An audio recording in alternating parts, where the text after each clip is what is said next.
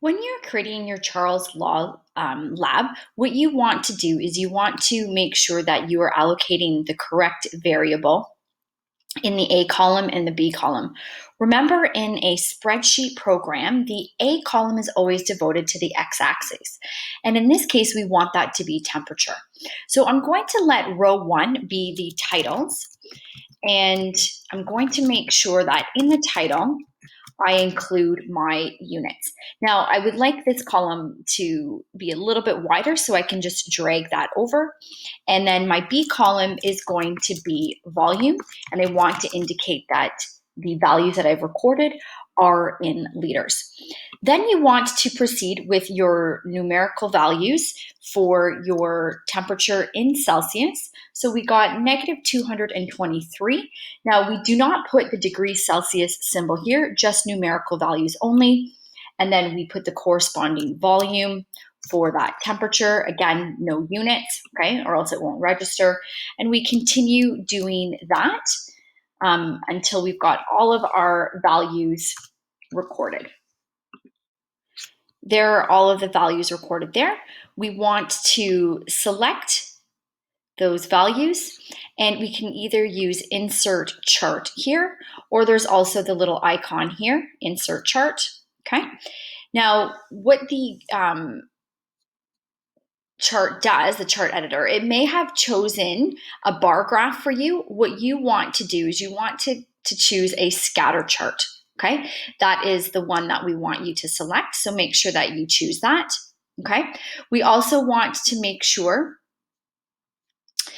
when we go to setup that you have these two picked. Use row 1 as headers. So what that does is that chooses your AXI titles for you. Now they should automatically appear. I'll show you if they don't appear what you can do. So then you would go to customize, and if those titles did not appear, then you want to click chart and AXI titles, chart title, and you can give your graph a title. I'm going to double click on here, and I'm just going to also include in here Charles Law Lab, volume versus temperature. So usually your AXI titles are part of your main title. And then I will just put my initials in the main title as well. Okay, so far so good. The next thing that I want to do is I want to take a look at my horizontal axes, and I want to make sure that the minimum value, as it states in the lab, goes from negative 300 all the way to a maximum of 100. Okay, so I want that to look so that this goes from negative 300 to 100. So again, where did I go to get that? I went under customize, horizontal axes, and then the min and max values, okay? I don't think I need to change the volume values. Those seem okay to me, okay?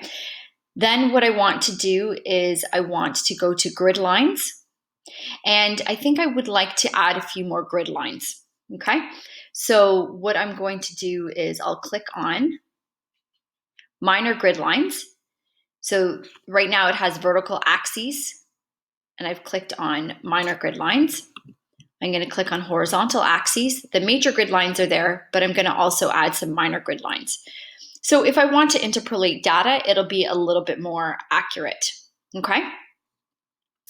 Then what I would like to do is I would like to add a trend line.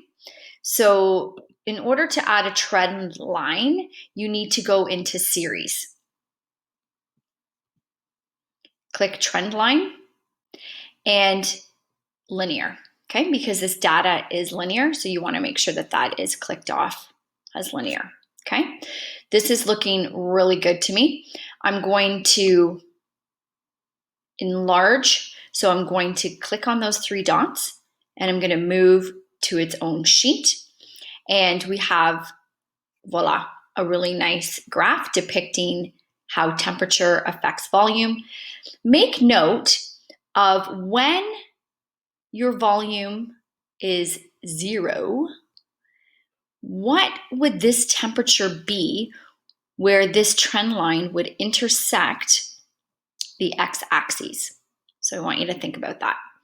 Okay, next thing what you want to do is you want to definitely download this chart as a PDF.